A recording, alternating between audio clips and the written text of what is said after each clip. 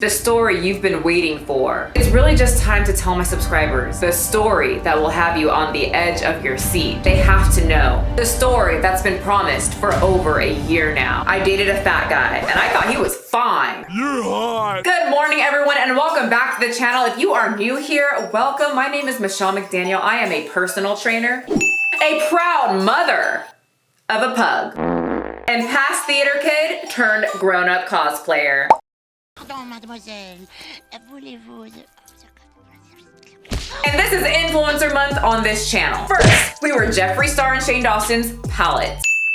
Second, we were the queen, Blair White. Third, we were the queen of kitchen floor breakdowns, Trisha Paytas. And now I cosplayed on Instagram as the king of story times with cute little cartoon characters that he drew himself. Adonde, better known as Schultzzie on YouTube. I wanted to have the cosplay on camera, but I was filming and the towel kept squishing my face under. I was very uncomfortable with a big towel on my head. Despite how much I served that look in the picture, it would suck to be like that for an hour while I try to tell this story in a very expressive manner. So sorry about that, but it's obviously Schultzie's fault, so you should go tell Schultzzie to get some more distinct outfits so that I can cosplay him on camera. But no, I really hope he sees this video, or at least sees my picture on Instagram, because I really look up to him because his stick figures are a hell of a lot better than mine. But I wanted to stick to Schultzie's theme and do a story time with pictures drawn by these hands. So I've got my coffee. It's not coffee, I'm very sensitive, it's just hot tea. And I've got my protein donut all ready to tell you guys the story. So sit back, relax. If you ordered protein donuts, grab one, get some wine, a protein shake, make it vegan. We have a mixed group of people on this channel, as it should be. Different people, different beliefs, different diets. Smell that?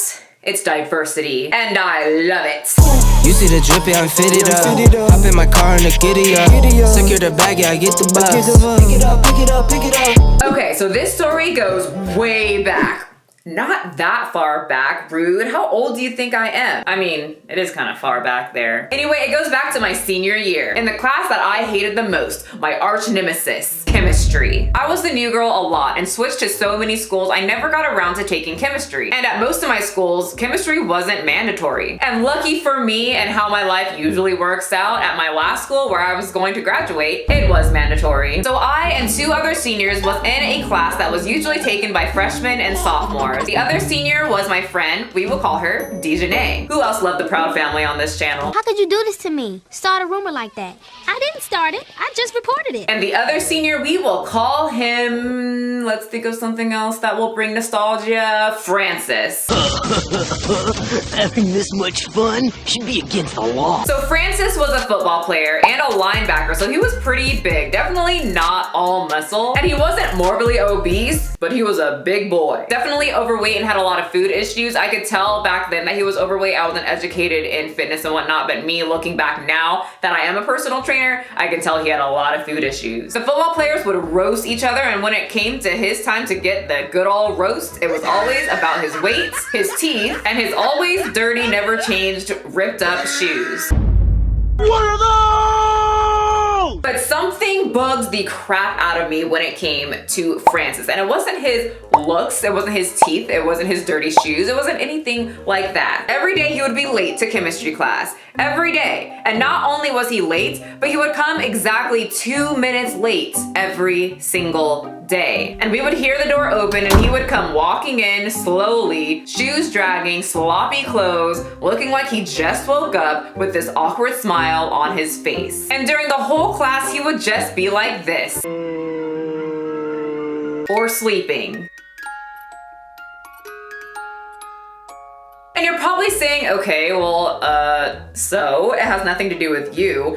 Let me tell you why I was just kind of frustrated. It bugged me because I was one of those kids doing the most with a class that I struggled with. And no matter what I did, your girl sucked at chemistry. Sucked so bad that I was in that class before school started. I was in that class during my lunch. And then I would even go back to that damn class after school. And my butt was still struggling just as much as Francis, the guy that puts absolutely no effort in this class. So my little 17-year-old butt didn't like him for the pure fact that his work ethic sucked. So one day Dejanay is seated at his table. So in this class there are 4 big, tables that kind of separated the whole class. And And Dejanay is seated here and he's seated on this side. So one day we had to pick partners, and of course I'm going to work with my girl Dejanay, two black girls doing chemistry. And by that I mean Dejanay doing the chemistry and me sitting there like,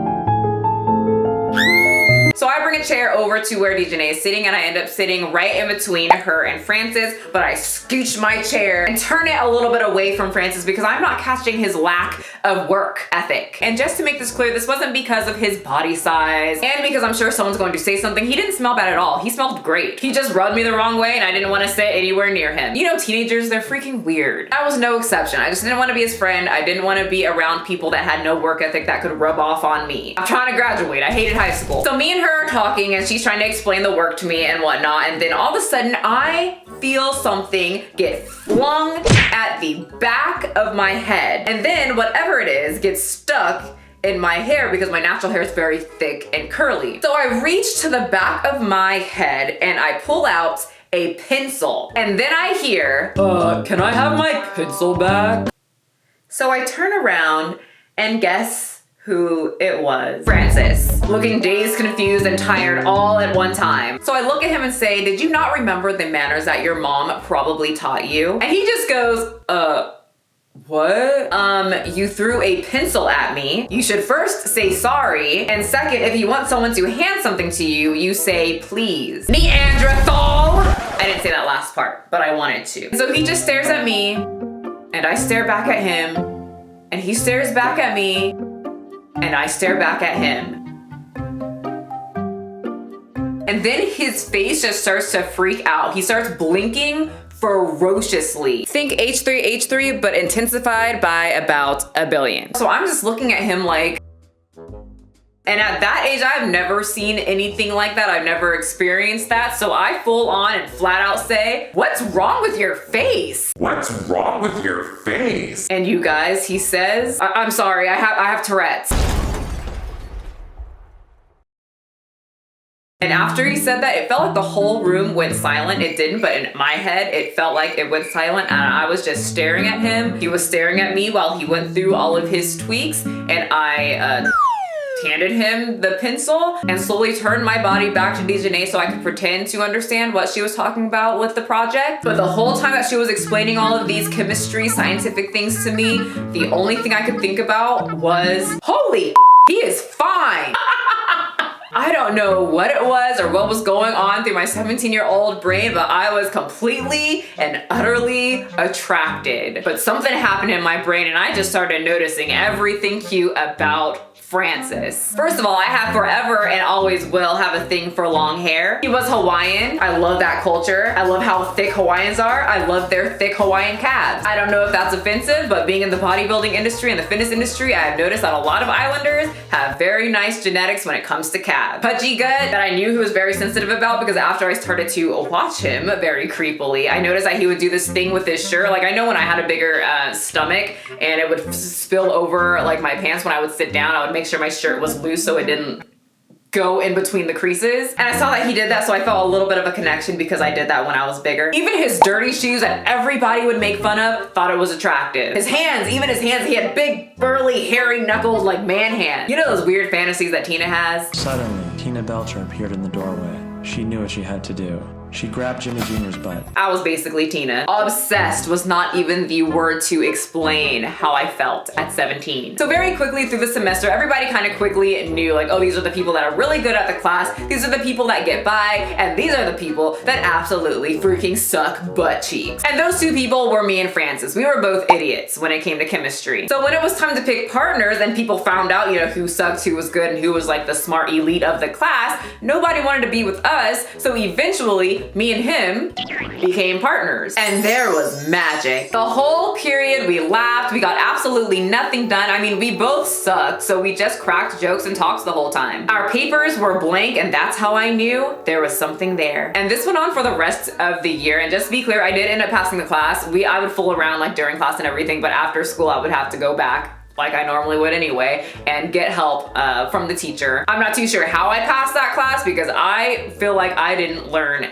anything. I think he just felt so bad for me that he was like, I literally can't teach this chick. She's unteachable. She is a certified idiot when it comes to chemistry. Let me just pass her so she can go away. And on the last day, I actually got a yearbook, which I usually never do because I hate school and I was always new. I didn't feel like there was no purpose for me to get a yearbook when I didn't really know anyone. I didn't feel like I connected with a lot of people. But at this school, it was my last year of high school. I did make a few friends that I really, really loved. I did a lot more activities than I usually would do. So I felt a lot more connected with the school rather than like my other schools where I would just go to school, hate everything, and then go home and cry. So I got a yearbook, and on the last day of class, he was like, hey, let me write in your yearbook. So I slid my book over and was like, okay. So I waited until I got home to read it, and he didn't write one sentence, he didn't write two, but he wrote a whole like paragraph thing in my yearbook. Pretty much saying how I was funny. He was really happy that I was in the class because it made it way more entertaining. And then at the end he said, I love you, which just did everything to my heart. And then he drew out a very misshapen heart and left his number. So I was super excited, and a couple of my friends were over at my house that day, and I was like, look, you know, I really like him.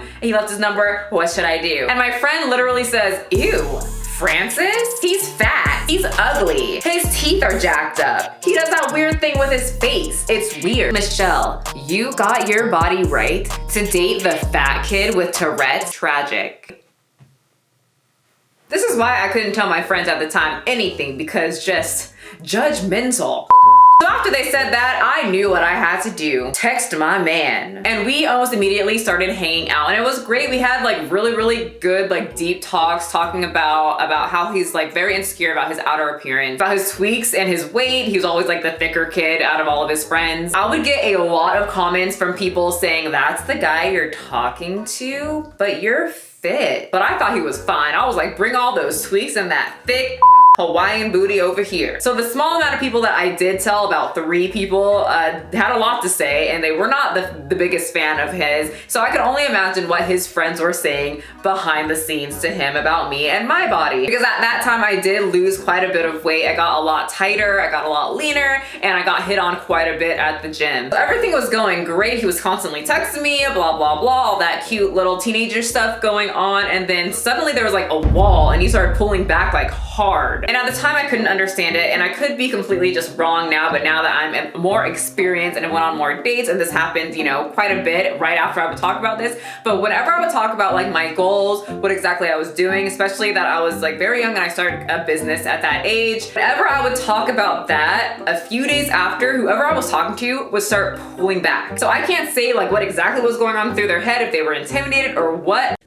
Well, maybe it's just because you're ugly. Happen because if someone tells me what kind of goals they have and they're amazing goals, it doesn't make me want to pull back. But for some reason, it happened about 4 other times with 4 other different guys. Whenever I talked about these goals, like what I wanted with business and whatnot, that I had my own business already, it was like a night and day. Just pull back. I don't want anything to do with you. Like, you would think that I was selling something illegal, and I'm not. I'm selling donut.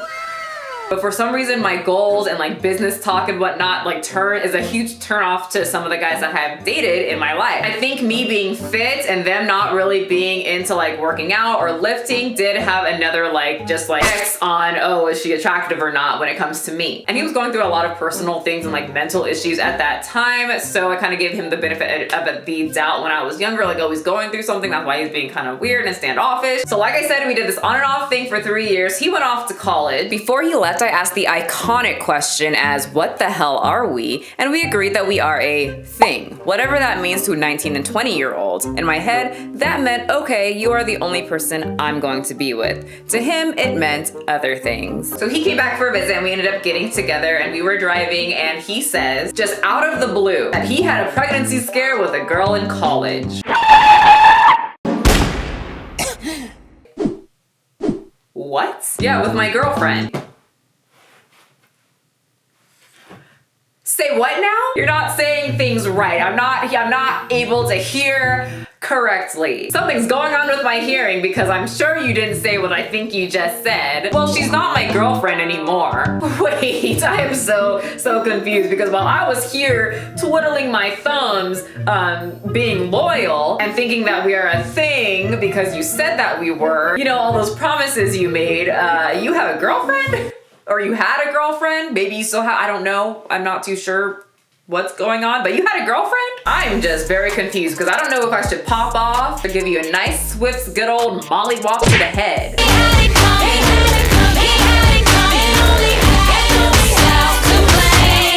Because there was some kind of miscommunication going on when we were talking. Okay.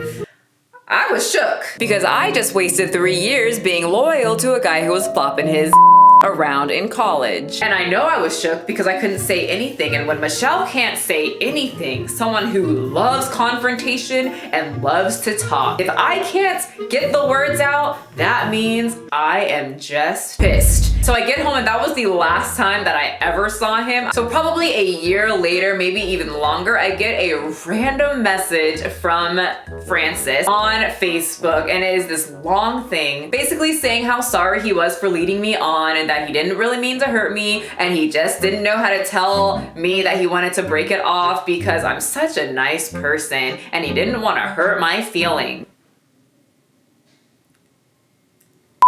I'm a grown woman. Obviously not grown enough to ditch a guy like that, but we all learn. Just try and tell me you didn't do something stupid when you were younger. You know, something stupid like trying to see the best in people. You guys, it took everything in me. I wanted so badly to write back and just make him feel like complete Yoshi poo.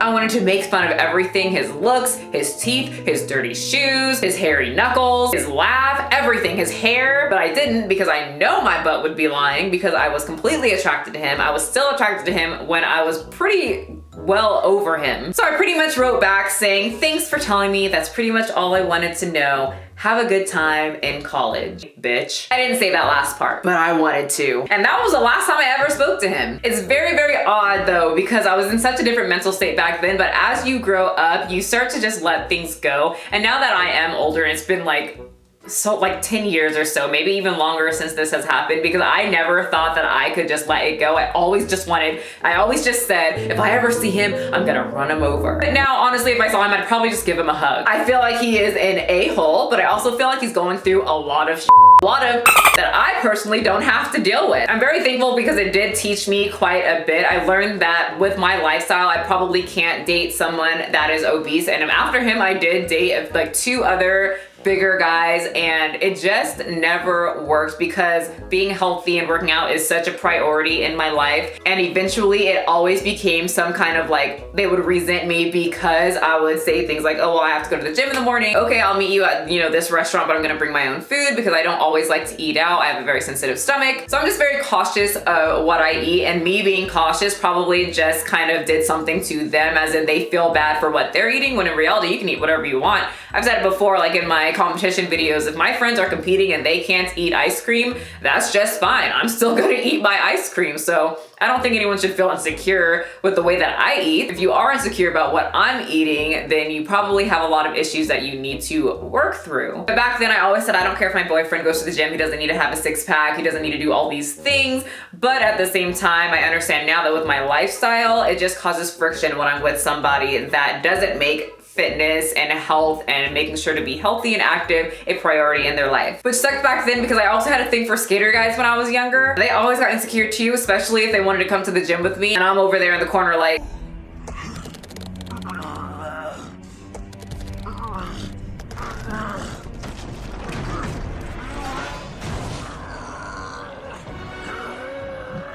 they're just like, huh, so that's what she does in the gym. The breakup in itself just motivated me to do so much. I was motivated to quit LA Fitness. I was motivated to start my own personal training business to create a better income for myself. I was motivated to now date different types of guys that treated me way better. And in that, I found my boyfriend, where we were both very motivated to have our own business. And that's how we came about with the protein donut. He seems to love me more and more every day. He literally cannot take his hands off me. Garrett, please. Get off me. Francis definitely showed me how I don't want to be treated, and Garrett has showed me how I should be treated. So thank you to everyone who listened to the time that I dated a fat guy. I definitely wish him the best. I hope everyone knows that just because you go through like a weird little breakup when you're younger, it gets so much better. The people probably change. People are young, they do dumb things, and hopefully they are not the same person. But I can say that I have absolutely never strung anybody along. If I don't like you, I will tell you. I hope you guys enjoyed this extremely long story time. I know I've been promising thing for over a year, so I wanted to make sure to just make it long, talk to you guys for a while, and I hope you guys enjoyed that. And if you do, make sure to hit the subscribe button, hit the thumbs up button. If you guys get this video to 1,000 thumbs up, then we can do another story time if you would like to. I would very much appreciate it if you guys followed me on Instagram and maybe got Schultzzie to look at that cosplay picture. That would be amazing. I would fangirl hard. That's what she said. Don't you dare. Anyway, thank you guys so much for watching. I'll see you guys next video. You see the drip, yeah, I'm fitted up. Hop in my car and the giddy up. Secure the bag, yeah, I get the bus. Pick it up, pick it up, pick it up. You see the drip, yeah, I'm fitted up. Hop in my car and the giddy up. Secure the bag, yeah, I get the bus. Pick it up, pick it up, pick it up, pick it up. I've been on the flex since flex.